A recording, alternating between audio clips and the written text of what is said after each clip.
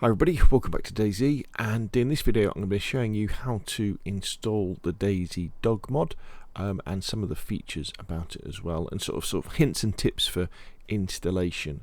So the way the DayZ Dog Mod works for spawning dogs is there's two ways really. What you're going to see is as we edit the types.xml for your server, you're going to add these kits. There's a couple of different doghouse kits, and when a player finds one of these and then they set it up, they end up with a kennel. And then if you approach a kennel with bones in your hand, you get a prompt to say spawn dog, and you can choose the breed of dog you want, or you can have a random dog. Now sometimes if the dog mod has been installed after your character has spawned on the server, that character won't be able to get a dog, so sometimes you'll have to F11, you have to kill yourself, start again, and then you'll be able to get a dog. And once you've got a dog, you know, he can follow you around. You've got follow, you've got patrol, you can feed him. That doesn't really do anything at the moment. You can use bandages to heal him if he gets hurt fighting zombies or animals.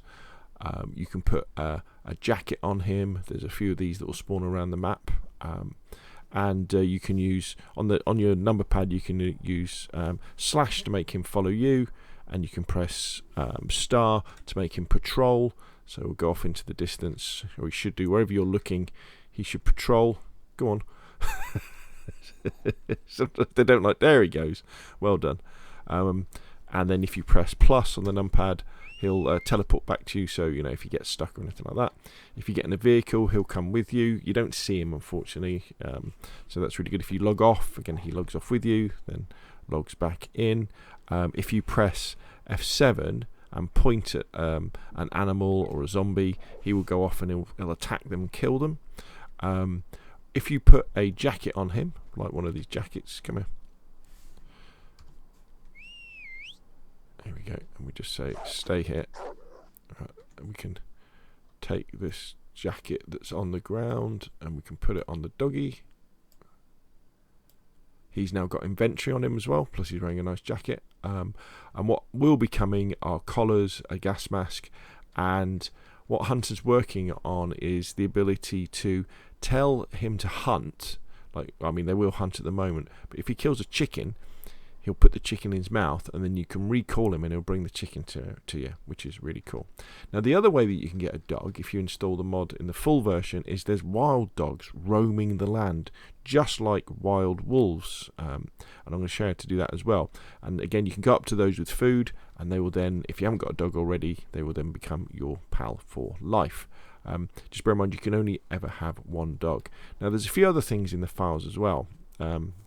These aren't in the types.xml, I don't think, but there's the dog bowl that doesn't actually do anything at the moment, but it's quite fun to have. There's a dog bone toy, which again doesn't really do anything at the moment. Maybe when he has a mouth, we can put it in his mouth, but that doesn't really do anything at the moment. But the one that does is the magic bone toy. So if you want to go into first person mode, or if you want to let someone go into first person mode with the dog, to play as the dog, what you do is, using your admin powers on your server, you know, Zomberry or Vanilla admin, spawn in a magic dog bone toy, and then when you go up to the dog, let me show you, you'll get the option to ride doggo. Do you see that? Come up, ride doggo, and that puts you into first person mode as the dog. Just bear in mind that you can't come out of that at the moment. You have to log off to log back in again to turn back into human form, but that's really fun. And so you could give that dog bone to people. I guess you could edit the types.xml if you wanted to. Okay, so that's kind of what the DayZ Dog does. It's a really, really cool mod, absolutely fantastic. So let's exit out of here and let's talk about installing it. So I'm going to show you how to install it on a local server first, then we're going to install it on a remote server. So as with most things DayZ, the first place you want to go is over to Steam, go to the DayZ workshop, and then you'll want to subscribe to DayZ Dog when it finally pops up on my screen. Here we go. So you want to subscribe to DayZ Dog, and that will start downloading the relevant files. There is one required item, one dependency, which is CF, Community Framework. You've probably already got it on your server if you've got other mods, but make sure you subscribe and install that one first. Again, follow the instructions. Have a good read of the instructions on the DayZ Dog Steam file page, especially if there's been an update, because Hunterz constantly adding things to the dog, and it tells you about problems that might be going on as well. So when you fire up the launcher, it will then download the mod, and then to actually find where the mod is, it's actually in. It's normally in, say, if you've installed Steam on your C drive, it'd be Program Files, x86, Theme, Steam Apps, Common, DayZ Workshop. However, if you're not sure where that is, within the launcher, if you just go to your mods panel and then click on one of the little upside down arrows here, and then click on the 3 little dots, then click on Open Folder in Windows Explorer, that will take you straight there, so that's nice and easy. Then what we want to do is we want to right click, copy the DayZ Dog Mod. Then we want to go up 1, up 2, and this is probably where your DayZ server is. So click into that. You want to paste the folder there, and then you'll have DayZ Dog. So there's DayZ Dog. So the next thing we want is we want to take the key. So again, copy the key, and we want to paste that into our server's keys folder, which is just down here. So it'd be right click, paste. And now we want to make sure when the server starts, it's going to start with the DayZ Dog mode. So this will be editing your batch file, your windows.bat file. I've got a dedicated one here, so let's just open that up and have a look at it.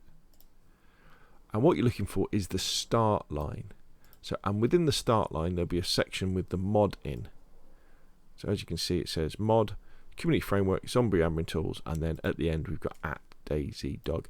If you're not sure about your spelling, remember you can always go back to where the mod is. If you left click it once, you can right click and you could copy the text there, and then instead of having to type it, you could just paste it in there like that.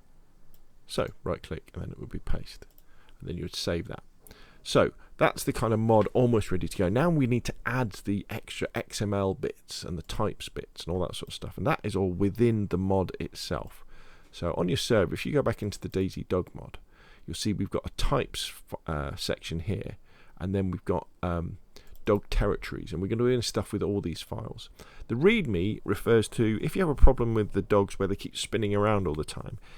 Hunterz just basically telling you, look, change your zombie spawns to dynamic rather than static spawns. I haven't really had that problem, so I'm not sure if it's a problem anymore. But if you do have a problem with that when your dogs spawn in, they just keep spinning around and around, it could be because you need to do that, and you can read that. So what these files are, what this types .xml is, and what these dog territories XMLs and these events, these are XML snippets of text. So they're not a direct replacement for your existing types file on your server. They're the bits that should be added to it. So if we open up the types one in your favorite text editor, what we can see, if we scroll through it, we can see we've got the dog vests, and they've got the dog sheds and that sort of thing. So it's all the bits that we need to spawn in on our server. So what you need to then do on your local server is then open up your types.xml file. Now I'm running this on an Amalsk server actually. So what we're going to do is we're going to go into there. So what we'll do is we're going to the server, we're going to the missions folder, and I want to muck around with the Amalsk one. So there's Amalsk, and the types is within the DB directory. So we right click, edit with Notepad++, and that would then appear. Now the way that I'm doing this is I'm inserting the types snippets into my existing types file. If you're more of an advanced coder, you can do it I think within the globals to add it on CFG, but I'm not going to be covering that. But if you know how to do that, you'll know how to do it. And as you can see, all I've done is I've copied from there, good, get to the bottom, to there, not right to the bottom. So we copy all that, and I've just pasted that into here. And you can adjust the values at this moment. On my server, I don't want loads of these spawning, so I've just changed the dog vest down to 1. Also, what will probably happen on an Amalsk server is I don't think Sumrak uses village and town tags, so they'll only spawn on farms, and then we can save that. So the next ones we're going to look at is the dog territories. Now, the dog territories doesn't just include dog territories. It includes CFG environments, CFG event spawns, and event snippets as well. So we need to make sure that we need these. And don't get too intimidated. Basically, these are the different dog territories for the different common maps. So we've got Chernerus, we've got the Banov map, Chimsey map, Deer Isle, Livonia, and the Malsk, Rostow, Takistan Plus, and I imagine Hunter will add other ones as new maps come about. So what you want to do is we're going to open these up one by one and add them in. So the first one I've opened up is CFG environment.xml, which is that one there. So we would edit with Notepad Plus. So this is the snippet, and it's just that bit there. Let's have a look. And the top bit. So all we do is we copy that bit there, and we paste that into there, and then we copy that bit there, and I've already pasted it at the top there. There we go. Oops, I did too many. Let's get rid of that territory. And this is basically telling the game how the dogs should behave. So they behave basically like wolves. Hey, interesting. Okay, so the next one we're going to look at is the CFG. Actually, no, we'll look at the events next. So if you open up the events file, you'll see this is the event. If you're used to editing events on your server, this will kind of make sense. So 6 events, minimum 1, maximum 5, and these are the different types of dogs that will spawn. Now, what's interesting is what I've done is I've put mine down with the just above the wolves. So you would just copy that, open up your events.xml. In fact, I haven't done that, have I? So there's events.xml on my local server. There we go. And then we would just paste that in, as you can see I have done there. Nice and easy, and then we would save that. Next one we'll look at is the CFG event spawns file, which is this one here. And not much in here, so you've just got event equals animal wild dog. Now, on the Livonia CFG event spawns, which is, if you go up, it's in the root directory of your mission. There it is. There are no empty events with no coordinates. So I've just pasted mine in and I've saved that. On a normal server like Livonia or Chernerus, there's all the empty events there. So you would just add it underneath there like that. Now I won't, because I haven't got this on my running on my particular server like that. But that's where you would add animal wild dog there on your CFG. If I can do this right, edit, undo, edit, undo.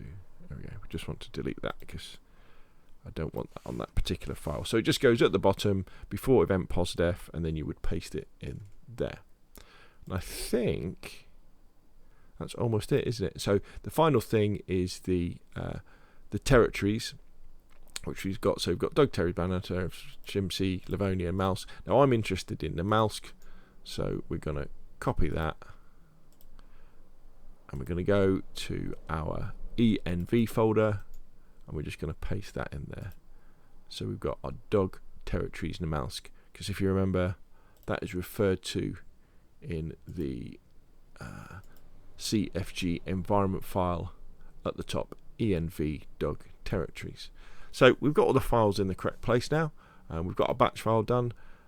All we need to do now is save all the files and then just restart our server, and those bits will now be on our local server ready to go. So I often find the easiest way to do modding, PC modding anyway, if you've got a PC that can run DayZ, and you use remote community servers, is to get a local server running. In fact, what I'll do is in the description below this video, I'll put a link to my how to make a local server, because you can always get the mods running first, and if you make any mistakes, you can identify them. So when it comes to uploading everything to your remote server, your community server, everything should work. So what we'll do is we'll use Nitrado as an example. So this is the web interface for a Nitrado community server. So the first thing we want to do is just go down to General Settings, and we want to stop the server. And then what you want to do is put in DayZ Dog as your additional mods. This is the start batch line basically of the server. So what we can do is we can go in here, we can go up, so we can copy that, and let's say I'm running all these other mods as well. In fact, DayZ Dog's probably already on here actually. There it is. So again, I've pasted, there's DayZ Dog. So, but DayZ Dog is in the start line. Then we would save that so we can make sure that's in place. So that means that when the server starts, it'll look for DayZ Dog. But that's obviously no good unless we've got DayZ Dog installed on the server. So this is where you fire up your FTP program. I'm using FileZilla. And then what we can do is a couple of ways of doing it really.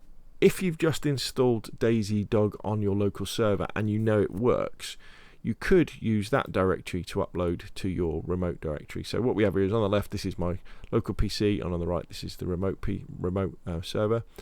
You've just got to be careful that if you haven't updated it in a while, this could be old. So you might be better off going into your DayZ folder, going into the workshop folder.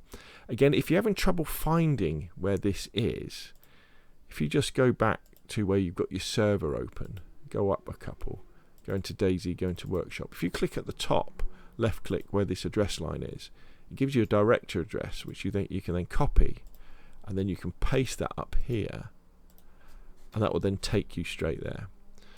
So I would copy it from the workshop folder from DayZ, and we would just right click, upload, and that will upload DayZ Dog to there. And if we come on down, open up the keys folder for the server, open up the keys folder for the mod, right click, upload there. And the common mistake people make now is that they'll go into things like the dog territories and they'll just upload these files when we know that they're just snippets, and you can't do that. The only one that we can upload directly is the dog territories file, which we'll do now. So we're going to the MP missions. Now you're probably using Chernus or Enoch, but I'm using Namalsk, so I'm going to click on there. I'm going to go into the ENV folder, and then I'm going to upload the dog territories Namalsk, which is Deer Isle, Livonia, Namalsk. So we'll upload that one. So that's now uploaded there. Now what I'm going to do is I'm now going to upload the local files from my server that we've just been editing, because it's nice and easy to do it that way. So we'll close that. We'll open up DayZ Server, and then we'll go down to the bottom. Let's close that. So we go into the MP missions, and for me, because I've been working on Namalsk, we'll go into Namalsk, go into DB first, because we know the two files we worked on were types and events, weren't they? So we need to go into the missions folder on my remote server, regular.namalsk, go into the DB folder. So there's on the right, there's the ones that are already there, and we would just upload the types, overwrite, upload the events. That's all done. And then the other ones we needed to work on were if I remember rightly, let's go back to here.